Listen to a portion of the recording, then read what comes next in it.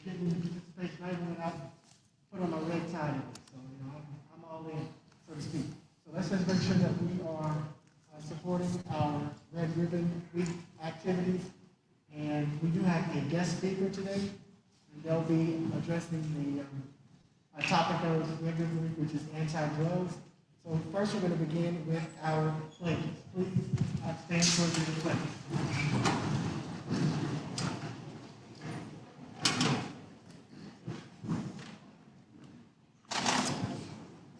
Pledge to the United States flag. I pledge allegiance to the flag of the United States of America and to the republic for which it stands, one nation, under God, indivisible, with liberty and justice for all. Texas flag pledge. On my Texas flag, I pledge allegiance to the Texas, one state under God, one and indivisible. Our campus mission. Develop young men to impactful leaders to the development of their intellectual, moral, physical, social, and emotional skills for the global society of tomorrow. Our campus vision. The school of today for tomorrow's leaders. Motto. Believe, achieve, succeed. Our core beliefs. Campus core. Engagement, encouragement, exposure, environment, excellence. Student core. Academia, brotherhood, character, perseverance, service. Our campus creed. We are the Barack Obama Male Leadership Academy. We believe in the transformative powers of knowledge and wisdom. We believe that success is brought about by perseverance, not chance. We know our actions are governed by strength of character rather than wisdom and emotion. We resist excuses, holding ourselves accountable for our actions. We are successful through honesty, Humility, and the pursuit of intellectual excellence. We are loyal to our family. We are our brother's keeper. We are committed to our community. We are servants of mankind. We have the audacity to hope. We have the audacity to succeed. We are the Barack Obama Male Leadership Academy.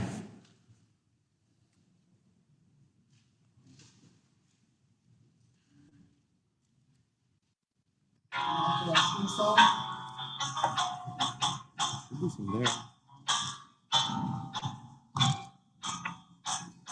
We are the brothers of the old with the global becoming. Let's USA. We believe in to achieve. Our actions discovered. Honest humility. We are the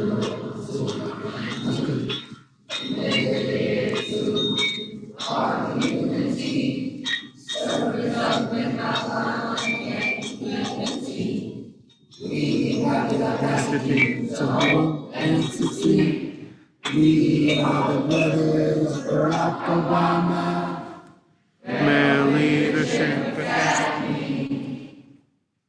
We have the audacity to hope and succeed. We have the audacity to believe and succeed. We are the brothers of Barack Obama. Male Leadership Academy. Believe, achieve, succeed. And now for a moment of silence. Thank you. You may be seated. We're going to continue to focus on line 8 about we are brother's keeper. And Red Ribbon Week is another way that we are brother's keeper. The anti-drug message that we're going to hear this morning and the anti-drug activities that we have this week. There's a lot going on out there. And I had a professor tell me that drugs were here way before humans were here. Drugs will be here a long time after we're gone. So just make sure that you're making the right choices, and with these activities, we're going to help hopefully give you some lessons, give you some tools so that you can make those right choices. So we have a mindfulness activity today? We do. Okay. All right, so let's Good morning, everyone. Mr. Ackroyd here, 6th grade, Royal Collective Center, Craig, Texas, 6th grade. So we're going to have a mindfulness activity again from my class. So the four brothers, can you please come up to the front?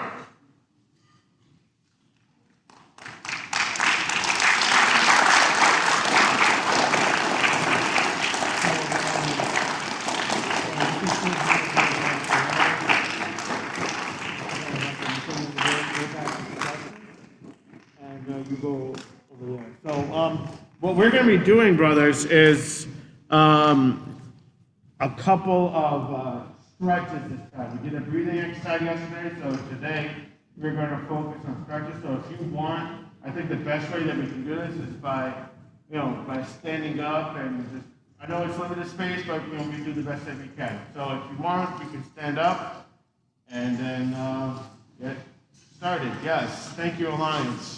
Let's all stand up, and we're going to start here in like a second. So the first stretch that we're going to do is hamstring lunges.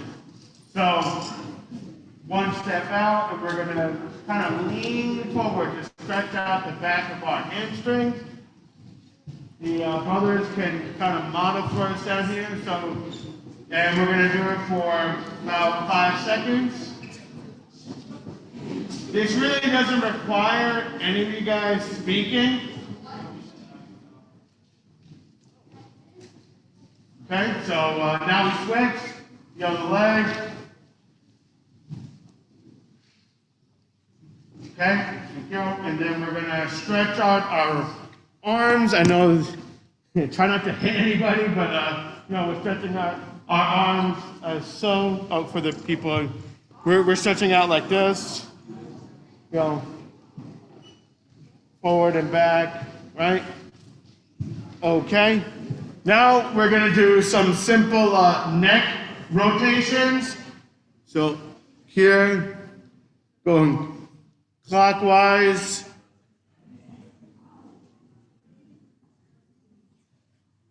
Now let's go counter, opposite way. And I apologize. Give me 1 second. I think there's one more. And yes, last one. We're going to take 5 deep breaths in, hold it to 10, and then we'll come out. So deep breath in and out. Deep breaths, but let's try to do it a little bit quietly. We don't need to. And out. Again. And out. Last time. And out. Okay, thank you, brothers. Thank you. Y'all can have a seat. Thank you to the brothers who are modeling and helping us out. And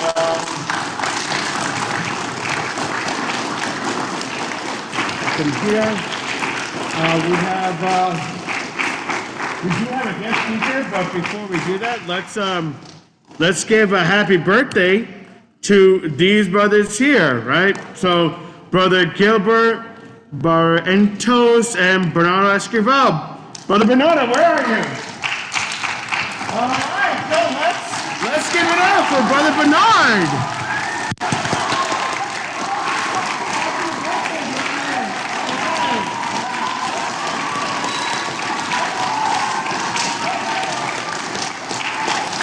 All right, thank you, and of course, we're not forgetting Brother Gilbert Barrientos, 11th grade, so happy birthday to everybody, and that is all that I have from our end.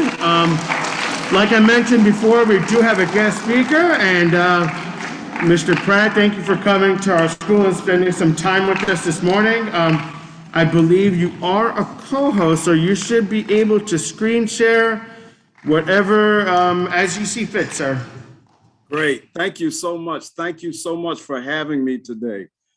Well, I really appreciate this. You guys remind me of my time at Morehouse College, which was an all-male school as well. And so I am happy to be here and happy to share some information today that I hope will be helpful to all of you, as well as help you in your planning for the future.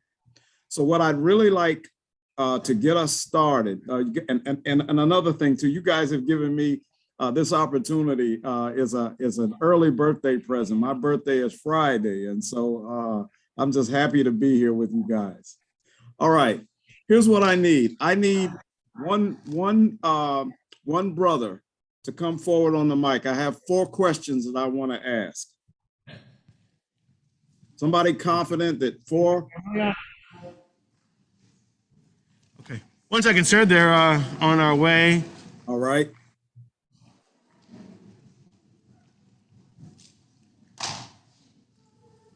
Okay. Remember to introduce yourself. Hello, my name is Brother Manuel Travis Household Alliance, 7th grade, and what were your 4 questions? All right. The first question is, tell me 3 positive things about yourself. 3 positive things. Well, one positive thing is that I have good friends. Speak up a little louder. I can't hear you. One good positive thing about me is I have good friends, so they're really good there for me when I need help. All right. Another positive thing is that I have well, I'm not really smart, but I'm kind of smart enough to get things like that are complicated a little. Okay. And another positive thing is that I am very well disciplined in my house, and if I do something wrong, there will be consequences in my house. All right. I saw something. Thank you so much. There's a high schooler. Let me have a high schooler that'll answer the same question. Thank you. Good morning, brothers. My name is Marcus Vasquez in 10th grade.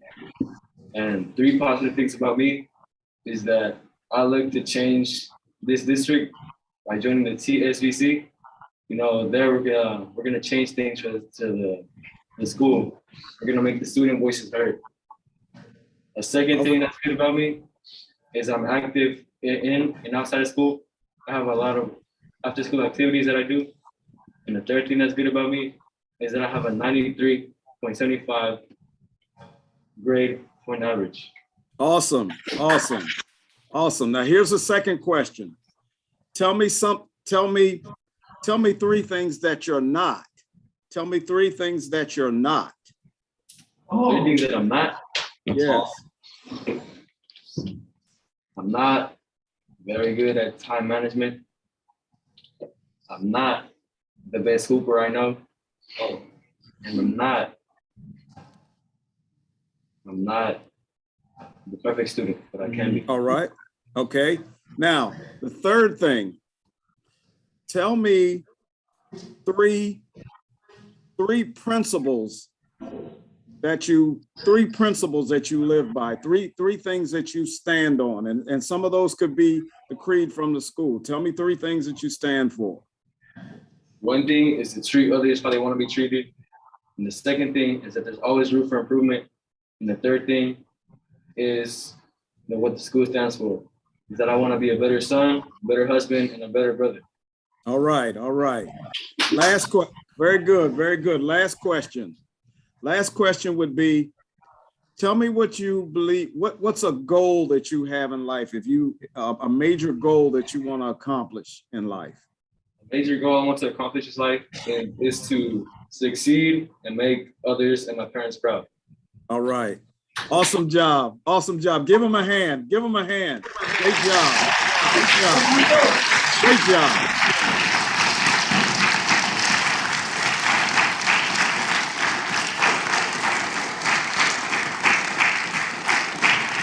All right. Okay, so brothers, there's a reason that I asked those 4 questions. And it's very important that I want all of you guys to understand those 4 things about yourselves individually. It's great to have a collective creed, but you also want to have an individual one that identifies who you are. Here's what I want to get across to you today. What's really important in life, and the earlier you learn this, the better it is. It is important in life that you understand who you are, who you're not, what your foundational principles are, and what your purpose is. If you understand and identify those 4 things about yourself, you will begin to make decisions that are self-protective, that will keep people or anything from derailing you from those 4 things. That means relationships that you have with people need to be with people that do not derail who you are, who you're not, what your principles are, what your purpose is. You should not get involved with people that are, or any activity that is going to derail you from those 4 things. It is very important that self-identification will take you in a direction where you stay focused, where you stay aligned with your principles, where you stay aligned with people that are also going in the same direction that you are, and that others that you meet that are not going in that direction, you may be a positive influence in their lives. Not only do I want you guys to strive to get what it is that you want to achieve in life, but also reach back and help somebody else get to the next level. Now, I want to share a video with you. Before I do that, let me just ask you guys a question. Who's better?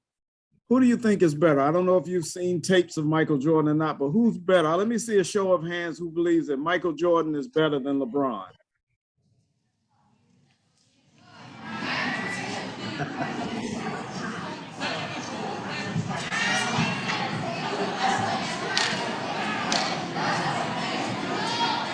All right.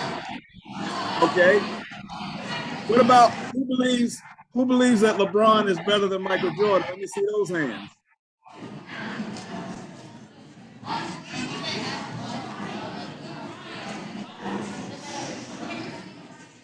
All right. All right, here you go, guys. There is a video that I want to share with you about those 4 things that we just talked about in relationship to basketball as an example.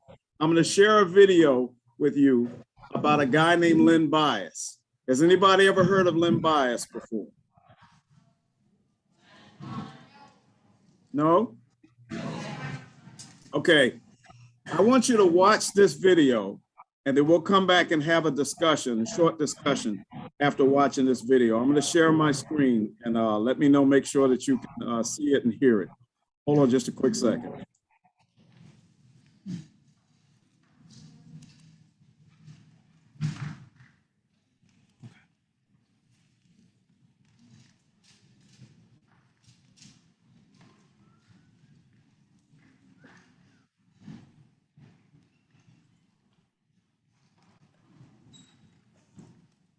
Can you guys see this? Yes, sir. We can see it. Okay, great. Let me make sure you can hear it. When somebody mentions Lenny You hear it? Bias, there's 3 things you keep in mind. Dominance at the University of Maryland. Second draft Yeah, pick it's by the okay. Sentinels Okay, great. Okay, listen up, guys. in 1986, and a shocking death caused by a cocaine overdose. Duke coach Mike Krzyzewski said in 2003, "This is my 24th year at Duke. In that time, there have been 2 opposing players who really stood out: Michael Jordan and Len Bias. Len was an amazing athlete with great competitiveness. Like Jordan, he could invent ways to score, and there was nothing you could do about it. No matter how you defended him, he could make a play. Was Len Bias really as good as Michael Jordan? And what led to his tragic demise? Find out in the rest of the video. From a skinny freshman to the most dominant player in college basketball. In his first season in Maryland, young Lenny Bias shot 48% from the field, averaging 7.1 points, 4.2 rebounds in 24 minutes of play, which wasn't necessarily bad as a freshman, but it wasn't exactly great either. However, Bias had an excellent work ethic and had trained hard in the offseason. Strength training, ballet lessons for balance, and dribbling with a blindfold for better handles. Len was doing everything to get better. It paid off, and in his sophomore year, he was already averaging 15.3 points per game on 57% shooting. Standing at 6'8" and with 220 pounds of pure muscle, Bias developed into one of the most athletic players in the NCAA. He was fast, explosive, and he was dunking as if he was jumping from a trampoline. He modeled his jump shot after Bernard King, and when he became proficient, there was nothing any defender could do. Bias would either go around you, shoot over you, or run through you with Sean Kemp-like aggression. On top of that, he was the most versatile defender in the country and would often guard taller forwards and centers. As a senior, his transformation to the most dominant player in college basketball was complete. Playing both forward positions, Bias was simply unstoppable and averaged 23.2 points and 7 boards per game on 54% shooting and 86% from the free throw line. He was twice voted as the best player of the ACC conference and made the consensus All-American second team in 1985 and the first team in 1986, after which he declared for the NBA draft. Selected into a dynasty with the second pick, Red Auerbach is often considered as the greatest GM in NBA history. Red had a championship team, and the '86 Celtics had just celebrated their third title in 5 years. Apart from Bird, Parrish, and McHale, and an already deep bench, they also had the second overall pick, which they acquired 2 years prior via trade. Auerbach said he had planned to pick Bias in the draft for 3 years. They wanted Len so badly that they spread rumors about him only for Cleveland to pass him over. It worked. The Cavs drafted Brad Daugherty, who would go on to be the best player in team history before some guy named LeBron started playing there. That left the Celtics with Bias, and everybody thought that the Celtics are going to be unbeatable, because it just doesn't happen that the current champions draft the most dominant college player a week after they won the title. Little did everybody know that dynasty dreams would live for only 2 days. From the moment David Stern said Len Bias was the second pick, to the time his friend maniacally repeated his name to a 911 operator. Last 48 hours. As the draft approached, Bias was starting to feel a lot of pressure. Everybody knew he was going to get picked in the top 3 and become a millionaire. Suspicious types began to move around him. According to the people he had been hanging out with then, Bias dealt with that pressure by going out and staying up late in clubs, things he dreaded just a couple of years before. The draft was in New York on June 17, 1986. A day later, Bias went with his father to Boston to sign a contract and begin negotiations with Reebok in a $3 million sponsorship deal. Reebok saw how Michael Jordan propelled Nike to a global brand and hoped to achieve the same with Len. From today's perspective, $3 million seems ridiculous, but at the time, it was an extremely lucrative deal. That same evening, Bias returned to Maryland to his dorm room, where he spent the night in the company of childhood friend Brian Tribble and his 2 teammates, Kerry Long and David Gregg. They consumed cocaine, which was too pure and too strong. After he snorted his final line, Bias started to feel sick. He began to stumble, then lay back to bed, where he suffered a series of heart attacks. At 6:30 a.m., Brian Tribble called 911. Fueled with cocaine, he couldn't stop repeating Len's name. "This is Len Bias. This is Len Bias. You have to bring him back to life. He can't die." Paramedics showed up at 6:50 a.m. and found Bias unconscious and not breathing.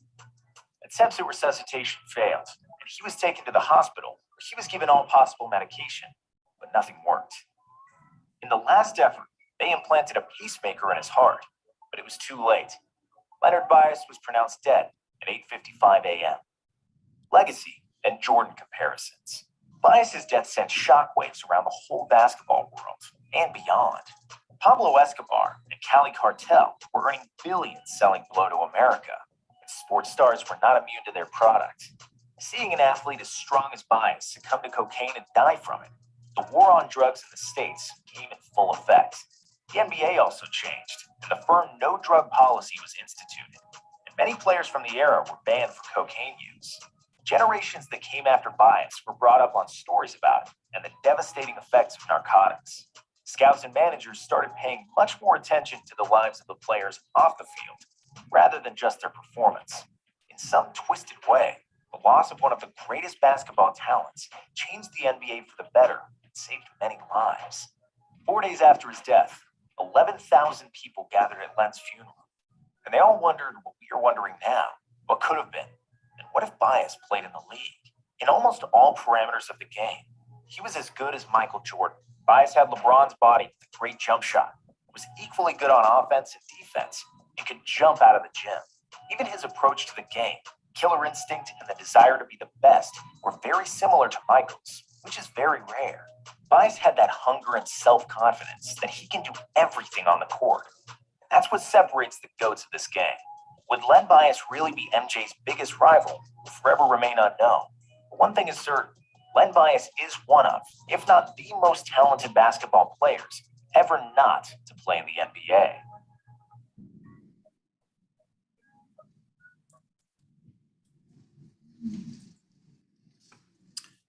All right, all right. There was something really key at the end of that. It said that Len Bias was probably one of the best athletes to never play in the NBA. He used drugs one time, and that took his life. And so I'd like to, if the scholar or the brother that spoke earlier could come back to the mic, I want to ask, or maybe a couple of you guys can come to the mic. It will be fine, but I just want to ask you some questions.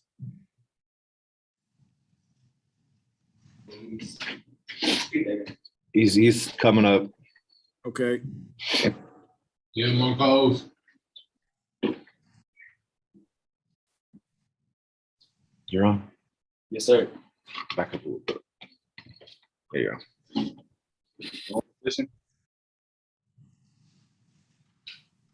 Can you hear him? Say it again. What was the question, sir? Okay, I'm sorry. I just didn't see you on the screen. Okay, great. Let me ask you a question. Tell me some good things about Len Bias. Len Bias was shot a lot of threes. Len Bias was actually looking to be the best contender for Michael Jordan. Okay, he was looking to be the best contender for Michael Jordan. Would you say that while he was in college, would you say that he was focused? Yes, sir. Okay. Okay, go ahead. I'm sorry. I didn't mean to interrupt you. I said I would say that he was focused in college. Okay, so he was focused. He was destined, as you said, to enter into the NBA. And so since he was focused to do that, in the beginning, they said that he was kind of skinny, but did you hear what he said, what he did to develop his talent? He did a lot of hard work. Yes. He not only did hard work, but he dedicated himself. Dedicated himself, did a lot of hard work. And so do you remember what Reebok wanted to do with him? In fact, what they did with him, do you remember right after he and his father went up to meet with him, he signed a contract. Do you remember how much it was for with Reebok? $3 million. $3 million. Yes, sir. All right. Okay. And that was, of course, going to be on top of his NBA salary. All right. And so his purpose, like you mentioned, was to get into the NBA. He arrived at that. One of the things that was really important about this is that there was a player named Larry Bird. Larry Bird was so interested in playing with Len Bias that he left his home and came to ask Len Bias to meet him to start practicing early so that they could beat Chicago and anybody else, beat the Lakers and everyone else. So they wanted to get their rhythm together. So this was something that was very important that I want you guys to look at the difference between the two things that I want to share with you. The reason why it's important to know who you are, who you're not, what your principles are, and what your purpose is, because remember what it said. Now, who kept coming around Len Bias after he signed his contract? Who kept coming around with him to influence him to come back and get high? His childhood friends. Childhood friends. People that you would least expect. Yes. Your time of success. It was one of his childhood friends that came and said, hey, come on, let's party. Come on, you're getting ready to go be an NBA player. Let's just go get high. Let's go drink a little bit. Let's go do this. Let's celebrate. It pressured him. Peer pressured him to do negative. That's correct. So now it's the peer pressure. Because if you listen to the video, it said these are things that he despised before he did that. That wasn't his lifestyle. I moved to Texas from the DC area about 10 years ago. So during this time, I was living in DC, actually in the DC area. And Lenny Bias was just, you know, a neighborhood household name.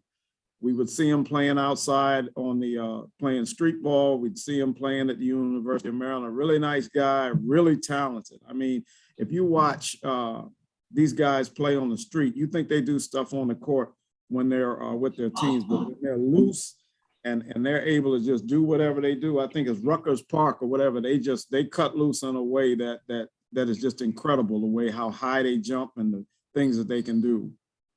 Anyway. When Lenny Bias died, it shocked everyone. It shocked the whole city. Literally, it was just quiet in DC and Maryland. Everyone was shocked, not only the NBA family, but literally it just jolted everyone's systems. And I want you to see something. Lenny Bias knew who he was. He knew who he wasn't. He had some principles that he lived by, and he had a purpose. But what derailed him was his friends. It was his friends that derailed him from those four things. And remember, these were childhood friends. Now, let me ask you a question. Were these really good friends of his?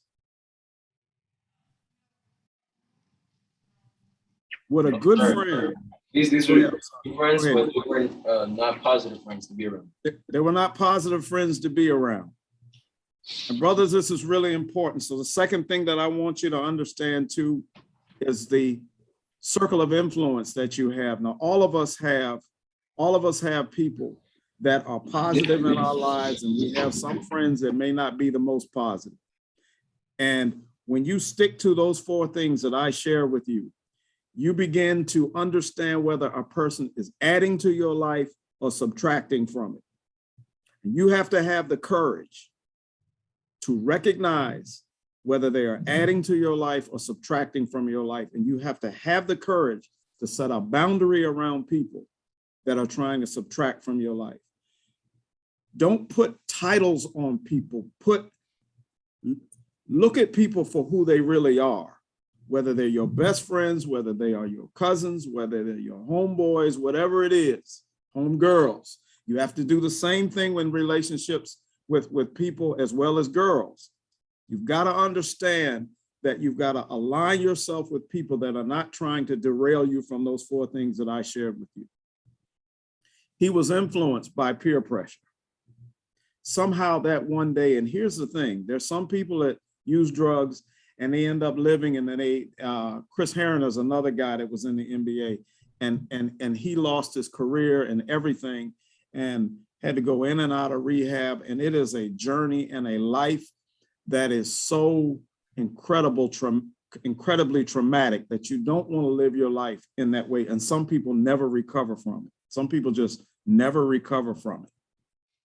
But you can make, whenever you, going back to those four things, I know I sound like a broken record, but I want it to sink in. When you know who you are, when you know who you're not, when you have some principles that you live by, and you have a purpose that you're working towards, you will begin to make self-protective decisions. When you don't know those things, when you don't follow those things, you will begin to make self-destructive decisions.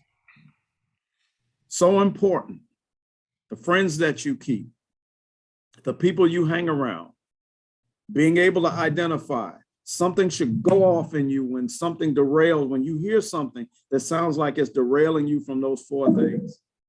Is this helping me or is this hurting me? Am I taking a chance? He took a chance just one night. Remember, this is the first time he did this. Just one night. and it killed him. It killed his future. It tore his parents' hearts. It just hurt their hearts. I believe his brother also passed away not too long after that. The impact of a bad decision, the tentacles from it can be so far reaching that you can't even calculate how far that they stretch. So I just want to leave you with something today, brothers. Really focus. Everything that you guys, the way this started, I love the way you start your day every day. I love it. A little bit of exercise, a little self-care, feeding your mind. You know, anything that grows comes from feeding it.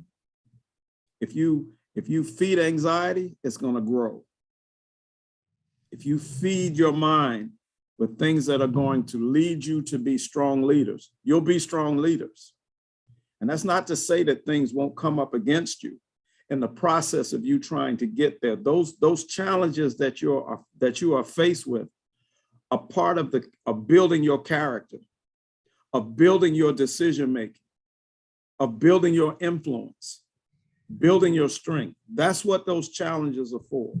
They're not to defeat you, they're to build your character. And all types of temptations are going to come your way. The more successful you get, whether it's school, whether it's sports, whether it's a job, whether it's your business. I can give you a personal testimony about this. I used to own a business in DC. I was an accountant, hated it. And I started a business just cleaning cars out of the trunk of my car. I led to opening up seven locations in DC before the recession hit, and I sold the business. During that time, I had all kinds of influences coming at me, trying to lure me away from what I was destined to do. And I had to make decisions that were self-protective so that I wouldn't go down the road of some of these people that had done the same thing. There were guys that worked for me that died from cocaine overdoses. There were a couple of other guys that I know that died from alcohol poisoning. These were my friends. Some of them were my employees. They made decisions that ended their lives, that separated their families, that landed them in prison. Don't run these kind of risks with your lives. You got too much to live for. And remember what I said, there's somebody on the other side of your success that you're going to impact. Somebody that doesn't feel like they have a chance, that they are going to believe that they can be somebody just because of the influence that you have made in their lives. Barack Obama is a prime example. He reached a level that a lot of people thought we'd never see. And so I say to you, don't let anyone derail you from who you are, who you're not, what your foundational principles are, and what your purpose is. Brothers, I thank you again for allowing me to be with you today. I hope that this video and words that I've said today have helped you. And I hope one day soon I'll be able to meet you guys in person. Have a great day. And again, thank you for giving me this opportunity to speak with you.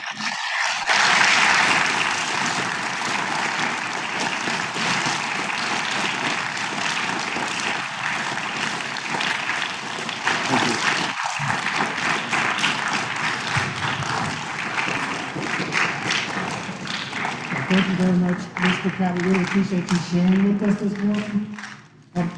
Do you have time for any questions, or are there any other questions out there?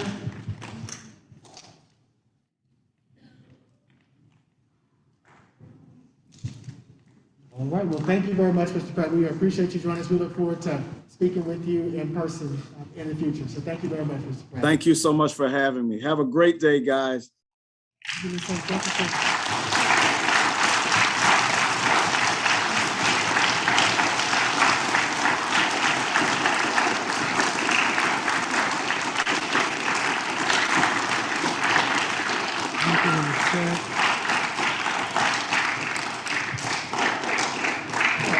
Mr. Akbar, we're going to give you the hosting or the co-hosting privileges if you don't have it, and then it is all yours. You have still 18 minutes, so you've got plenty of time, sir. We'll turn it over to Mr. Akbar.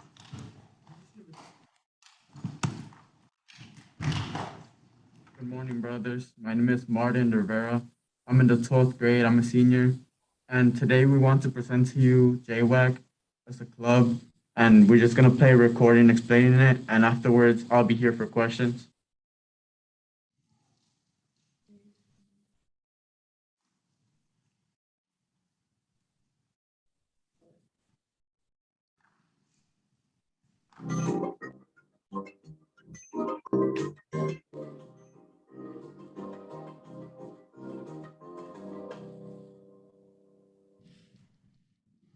Good morning, brothers.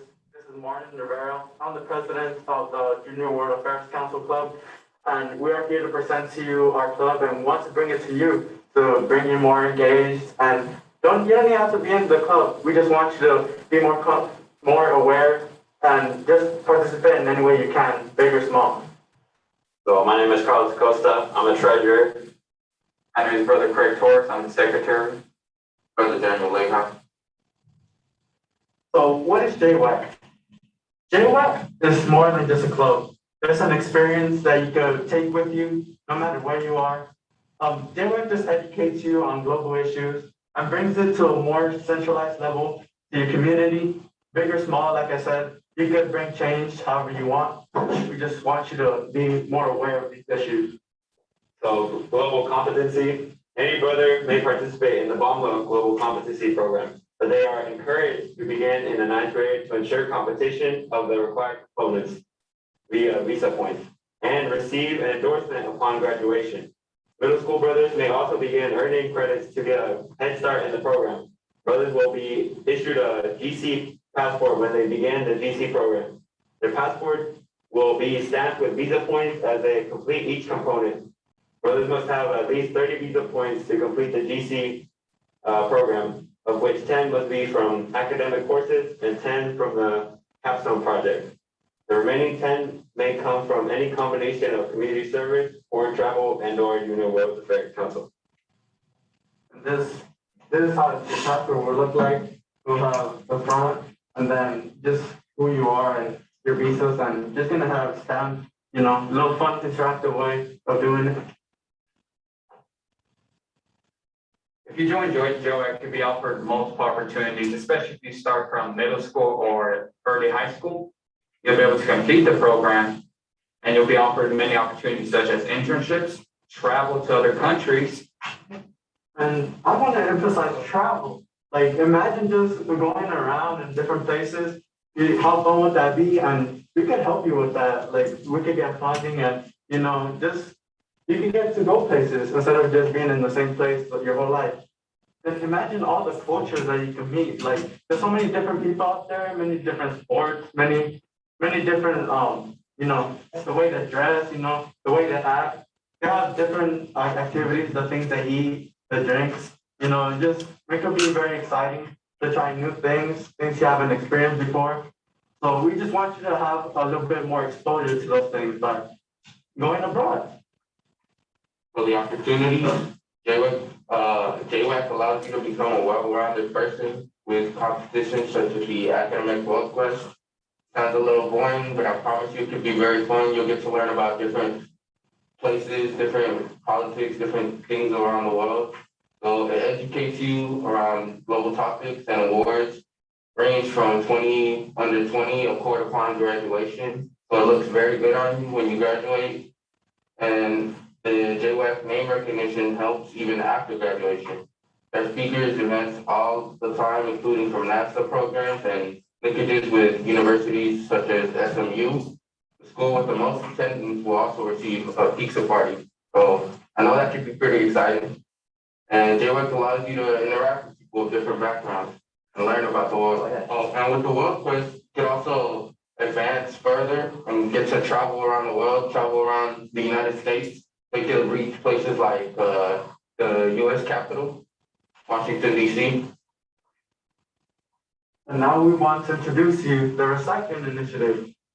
This was implemented years ago, but there wasn't much momentum going on around it. And we want you to bring that momentum, bring your excitement, and just help us with this initiative that we're trying to bring in. We're implementing a green team. That means that we're recycling and we want to help the community the best way we can. And that starts with you. We want you to help us. We have very different resources. The district has provided us with different materials and they've educated us on the topic. So we know exactly what to do. All it takes is one small effort for you to just be conscious. And if you see a piece of trash on the floor or anything that could be recyclable, please just take part. You can just put anything in there and the district will do all the sorting for you. So it's just a small change that will bring on greater change. It starts with you. And we would like to thank you for our presentation. If you have any questions, you can talk to any of these brothers. Anybody has any questions, you're glad to We're the senior class, and we want to inspire the youth, the underclassmen, to help us with our activities and just be more socially conscious. We would like to thank you all. Thank you.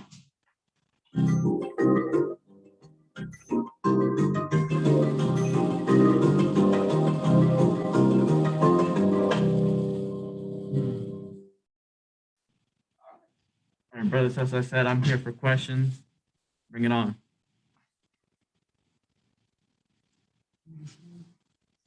hear you. I think they can. Yeah, they can hear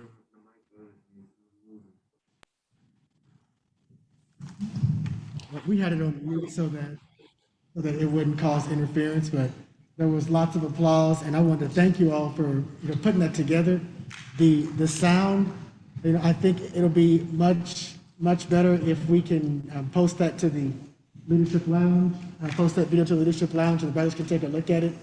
But I want to thank you all for taking the time, putting that together, and then for also giving us this opportunity, because I think this will be something that'll benefit the individual brothers here, but also our campus, the neighborhoods, the city, the country, and the world. So thank you all very much.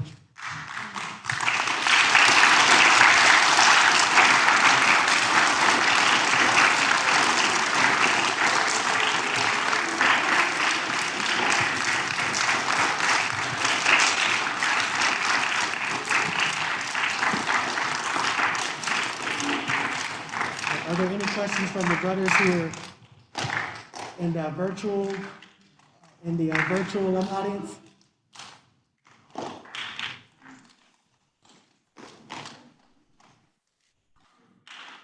Right. Well, thank you all very much. Thank you, Brother Martin. Thank you, Brother. Tell us the other names. I saw Brother, was it Acosta, and I saw Leja. Who was the last brother that was there? Craig Torres. Brother Craig Torres. Okay. All right. Well, thank you all very much, brothers, for putting that together. And we still have about 10 minutes. So if we don't have, do we have any announcements here? Any announcements?